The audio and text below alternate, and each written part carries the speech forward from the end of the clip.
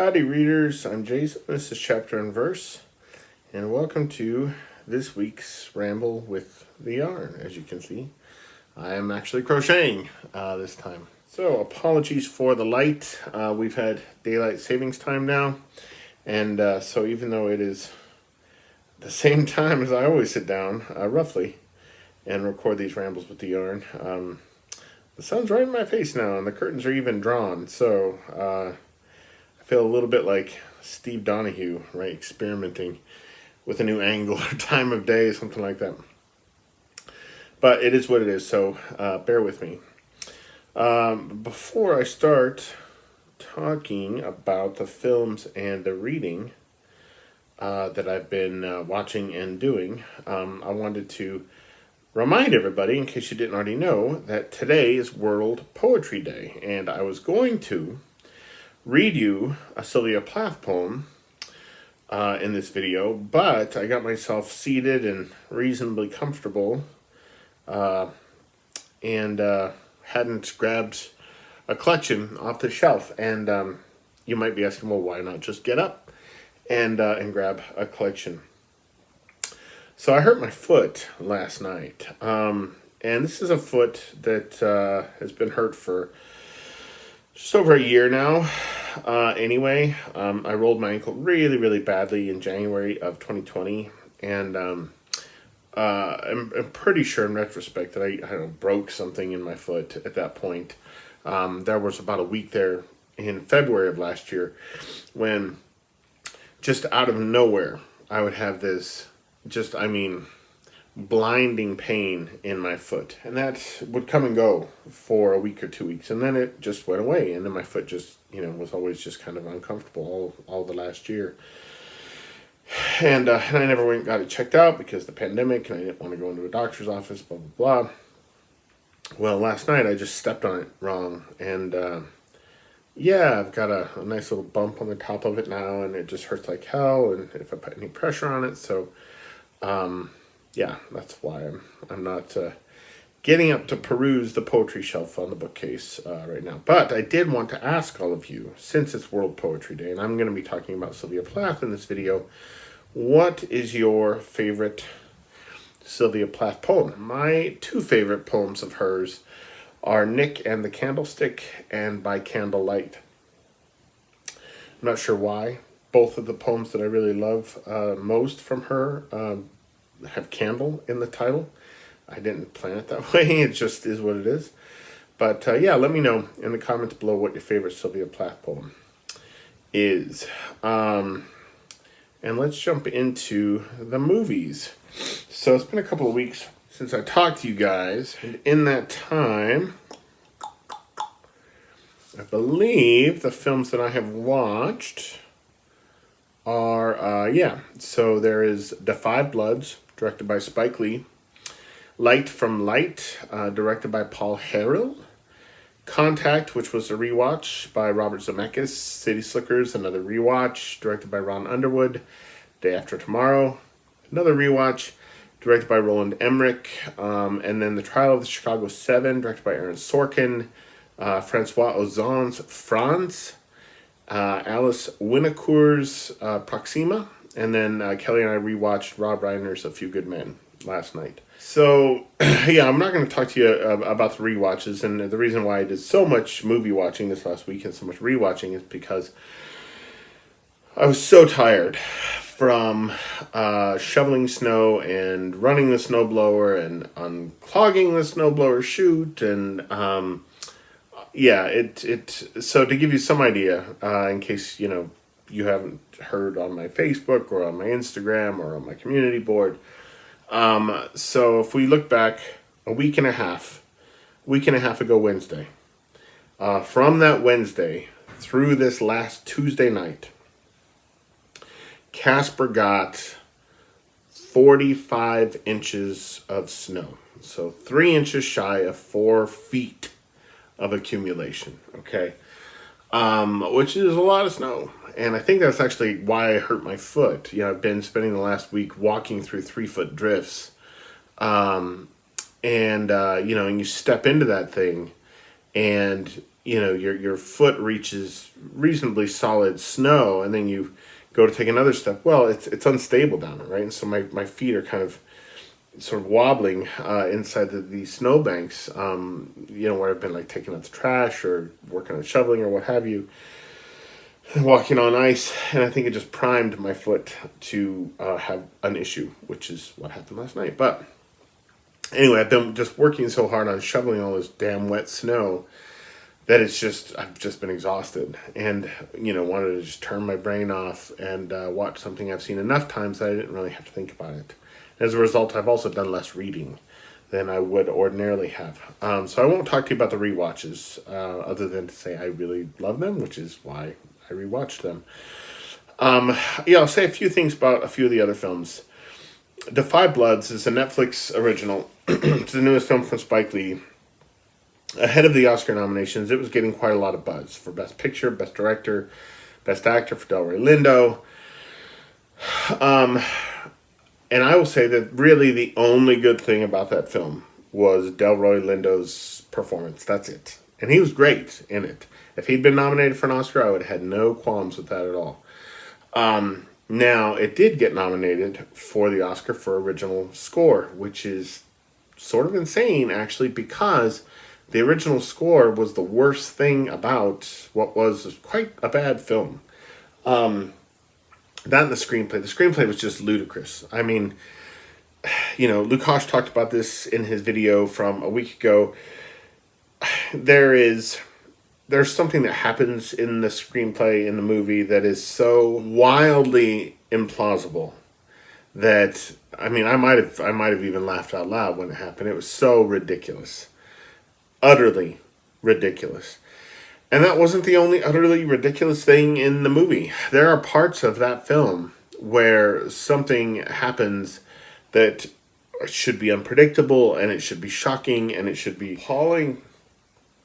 And instead you see it coming from a mile away, and instead of being appalling and tragic, it is unintentionally funny. And it's just, the film is so badly judged, and it started off so well, right? There's a montage at the beginning that's just beautifully done, and you feel, okay, like I'm in the hands of Spike Lee, like I'm in the hands of a really great filmmaker, and he's gonna take care of me for 2.5 hours, and but no, man, it's so misjudged. The film is completely misjudged in almost every way, and he ends the film with footage of Martin Luther King Jr. giving a speech, and I was so put off by it that he was somehow trying to add a kind of veneer of seriousness and gravity to what had been just a ludicrous, silly film by including this footage of Martin Luther King Jr. And it made me feel like there was something kind of grotesque about it, right? There was something that was so miscalculated about the use of that footage, right? To lend this movie some kind of gravitas, and it just didn't work. I mean, the film was really bad. I've seen 32 films I think released now in the 2020 award season window. It's actually January 2020 to the end of February 2021. They extended the award season window because of COVID. And I've seen probably 32 films now released in that window, and The Five Bloods is the worst of the films that I've seen. So, there's that. Not recommended at all for anything except Delroy Lindo's performance. The score, oh my God. You want to talk about... So if you imagine the score from the original Red Dawn, okay, in the early 80s, and you cross that score with some of the kind of the snare drum stuff in John Williams' score from JFK, and you cross that with maybe like the score from Clear and Present Danger, okay, and you just you ratchet up the testosterone just a tiny bit as well in that mix, and that's the score from The Five Bloods, and it is just so over the top. It's just so bombastic and I wasn't the only person in our film club who thought that. My friend Paul said that, and he spoke before I did. I didn't even have a chance at that point to put in my 2 cents about the score, and Paul said that it was the only film score he's ever heard that kind of ruined the film for him. So anyway, enough about the Five Bloods. And the best film, the best film I saw in that stretch there, so it was like 9 movies, something like that, was Frantz, directed by Francois Ozon. And I had only ever seen one of Ozon's films before, and that was Swimming Pool. And that was shortly after I graduated college with my undergraduate degree. And I remember liking Swimming Pool. Very different from Franz. Franz is a movie that is largely in black and white, and it takes place just after World War One has ended in Germany, primarily in Germany.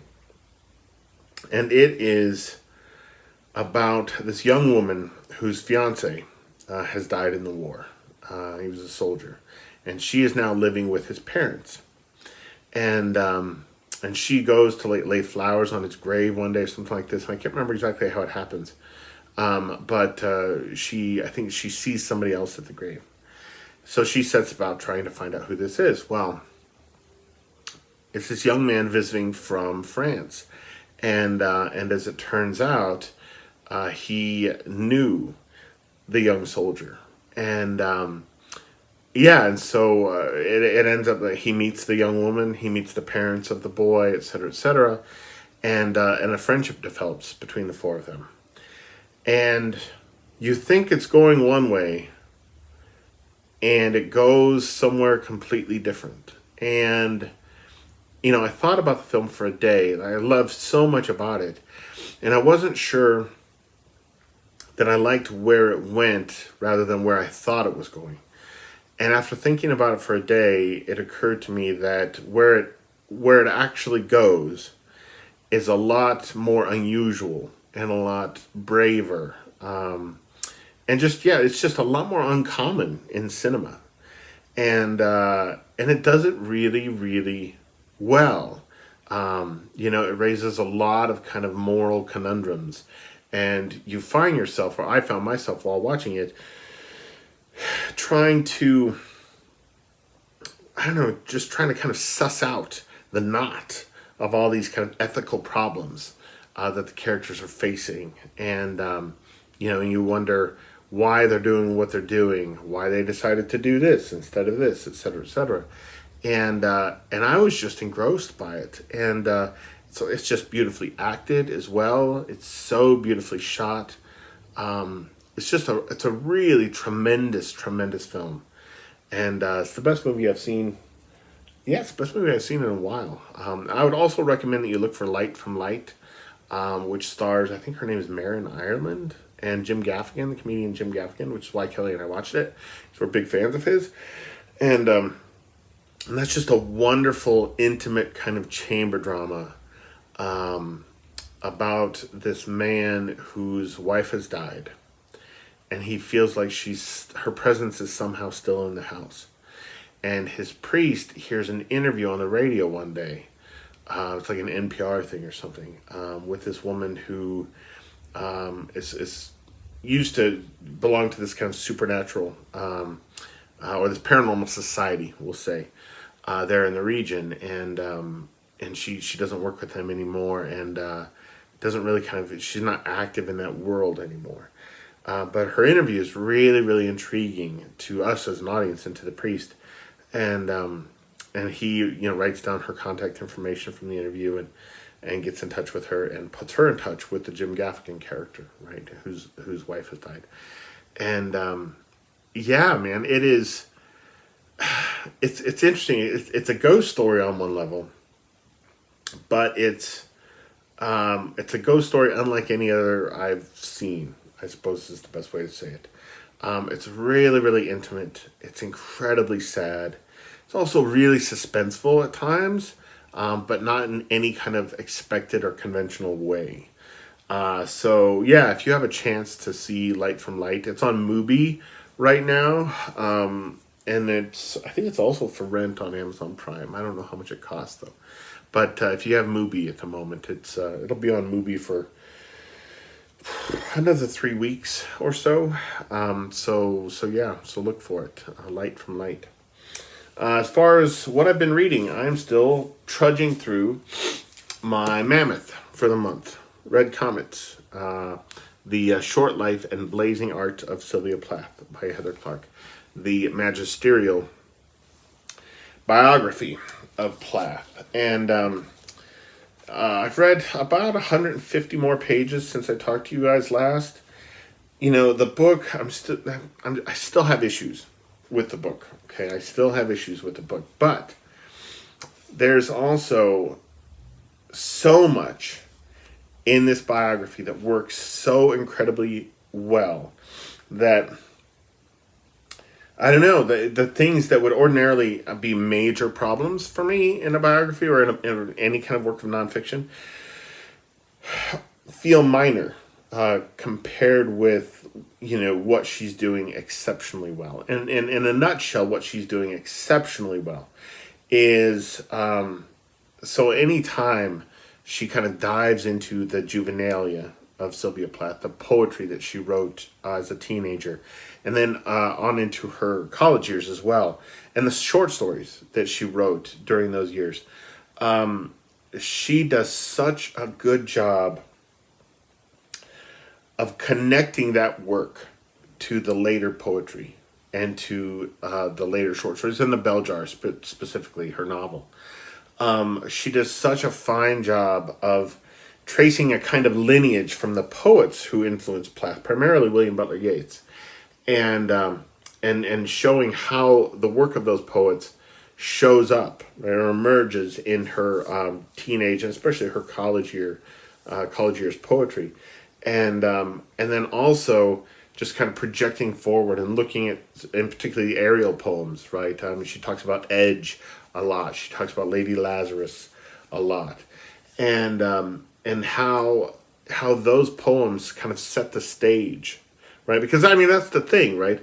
That you know, the popular view of Ariel as a collection, and maybe even with some biographers, right? Now again, right, I have some bone to pick with Heather Clark for how she has kind of lumped all prior biographies together, and you know, she's trying to convince us that you know, that those other biographies failed to present Plath as a craftswoman, right? As a dedicated kind of artisan of her poetry. But that's not true, right? So other biographies have done that before, like I said in my last video. The thing that sets Red Comet apart, though, is that she is able to, I mean, she had, near as I can tell, kind of carte blanche, right? She had access to all of the work, right? All of the letters, all of the poetry, all of the prose, all of the journals, etc., etc. The interviews with people who knew Plath. She had access to more research material than any prior biographer, and that goes a long way toward helping her illustrate the connection between that early work and the later work, right? So, you know, early biographies, like, you know, they may have you know, clearly painted a portrait of Plath as somebody who, you know, was dedicated and kind of obsessed with fine tuning and honing her work. But because, for instance, they didn't have, you know, Paul Alexander, for instance, like didn't have permission from the estate to quote from any of the work, so he was handicapped on some level, right? And if you can't quote from the work, it becomes much more difficult to demonstrate how the work, you know, would become what the Ariel poems were. So as a result of that, much of the early biographical work made it feel a little bit like the Ariel poems, you know, were this, that there was a kind of gulf between the Colossus and Ariel, right? That she had, you know, made this kind of astounding leap into those final poems, and that there was nothing in her work, particularly in the Colossus, right? Because the Colossus, the poems in that collection are very mannered, and that there was nothing in the Colossus that could have foretold what the Ariel poems were, right? They were very raw, they were very savage in some ways, very provocative, and that's not necessarily the case. Because she had access to everything, Heather Clark is able to show us how Plath's early work, you know, planted the seeds for her later work, right? She gives us the, you know, the images and the motifs and even some of the words that, would go on to haunt Plath, right? That she wouldn't be able to kind of cut herself free from, and that would come to define her later work. And that is when she walks down that road as a biographer, when she's dealing with Plath's academia, with her academic life, and her creative life. The book is just exceptional. I mean, it is, in those chapters, in those sections, it is one of the best biographies I've ever read. The problem is, again, right, she spends so much time on the relationships, the dating life of Plath in these early pages where I'm at. It's much more difficult to see how those things had any kind of substantive influence on the work, and so as a result, I mean, they're just less interesting. Part of my problem is, let me see if I can find it here. So at one point, it's on page 126 in the book. Clark is writing about an interior monologue, a kind of story that Plath has written called First Date. Okay, and she ends a paragraph in this way. Okay, right? Quote, "I think I am going to be sick. This time I really am," the girl says, gliding demurely down the staircase to her waiting date, who has no idea how much anxiety he has caused. But the reader knows. Plath suggests that there is something wrong with a ritual in which a woman waits while a man acts. Her protagonist longs to be subject rather than object. That's a really powerful observation by Clark, okay? Now, I take some exception to that, though, because she spends the first 250 pages, much of them anyway, of this biography making Plath an object rather than a subject, doing the opposite of what Plath was trying to do with her own heroine, her own protagonist. By focusing so much on the adolescent love life, right, and the jealousy and the gossip and the insecurity about, whether she was pretty enough and this, that, and the other thing, without kind of deepening it in the way that she might have as a biographer. On some level, it feels like she is objectifying Plath in the same way that the boys who dated Plath often did. And that's unfortunate because, like I said, so much of the book otherwise it's absolutely brilliant. I mean, like diamond brilliant, okay? Then there will be moments like this, right, on page 196. She would not have understood her, quote, true self to be the one that wanted to flee the world, give up, and commit suicide. She was not a, quote, quitter or a, quote, coward. She saw through commitments she would rather have abandoned, like the Mayo job. The ambitious, determined, optimistic self of her letters to Aurelia, her mother, was not necessarily a construct, not solely a mask. Plath struggled always toward the light rather than the darkness. And I disagree with that. I think that is patently false. I think that's Heather Clark stating as a truth something she wants to be true, and she's trying to make true by her book. I mean, just further down the page, that same page, okay, the conditions were ripe for another depression. She had not been sleeping well. She was homesick and living with strangers. She was fatigued from hours on her feet. She had no dates. She was a terrible waitress. Quote, I am exhausted, scared, incompetent, unenergetic, and generally low in spirits, she told her mother. Aurelia came to visit and found Sylvia in a, quote, dangerous state of feeling sorry for myself. That is not someone struggling toward the light rather than the darkness. And there is a lot of that in the book, right, with Plath kind of wallowing or feeling put upon. And it flies in the face of the kind of brave face that Heather Clark is trying to attribute to Sylvia Plath. And while there might be flashes in her life of her struggling toward the light rather than the darkness, it just wasn't the norm with Sylvia Plath. It just wasn't. And so I find it strange that Heather Clark occasionally will make statements like this, that any close reader of her life will see are false.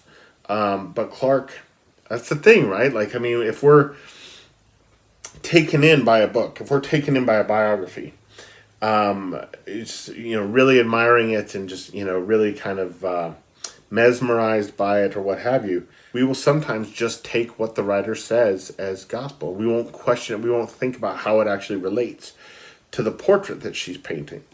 And so there's too much of that in the book. So that's a problem. But on the whole, it's magnificent. There's a chapter in here. Oh, which one was it? It was the chapter that dealt with Plath's English class. Is it The Voice Within?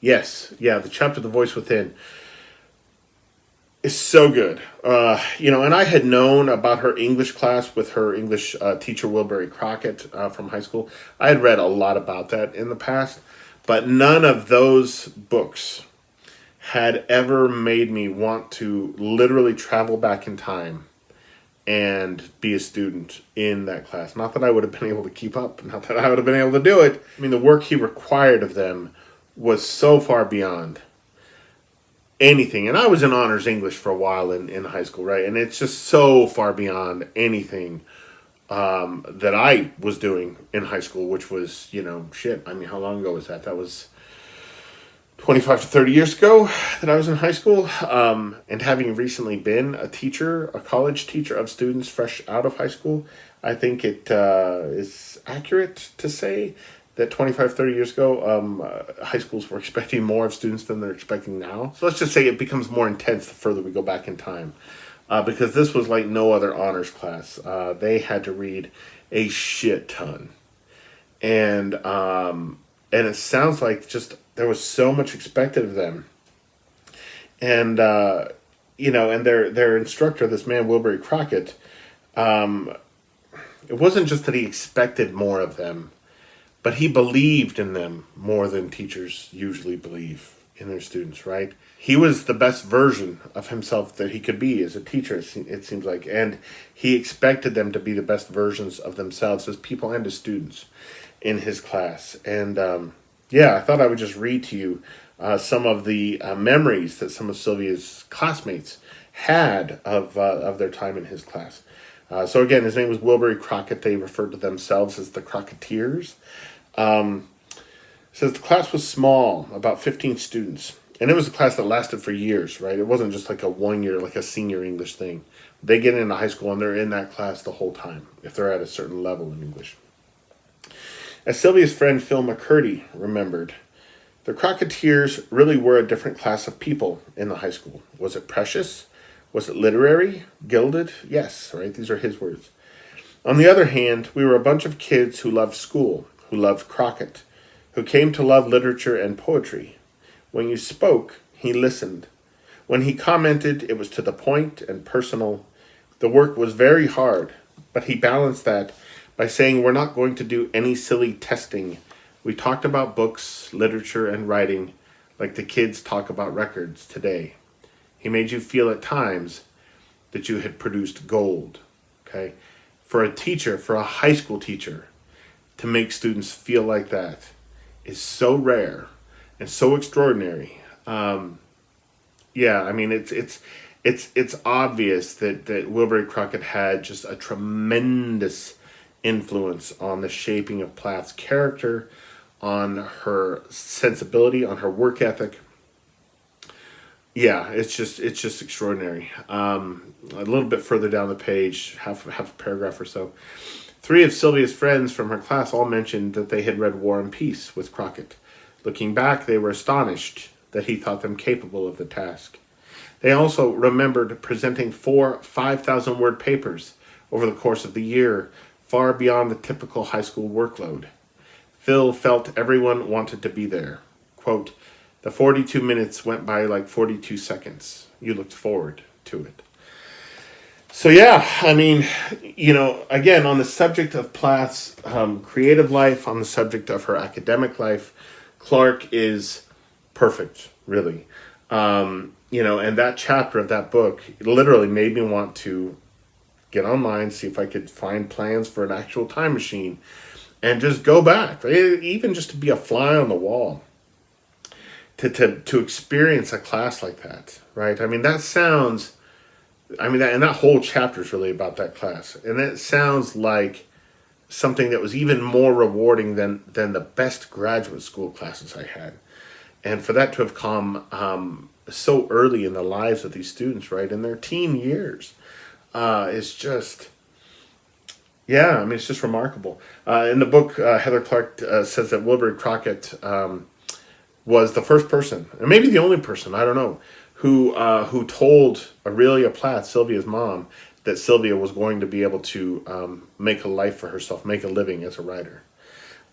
Which, yeah, for a high school teacher to be able to see that, to recognize that, and to have trust in it, is something extraordinary. So it's no wonder that when she published her first collection, the Colossus, she gave him a copy inscribed, and yeah, it sounds like it reads like Plath really thought the world, not just in high school, but for the rest of her short life, that she really thought the world of Wilbur Crockett. So anyway, yeah, on the whole, it's really a rather good book.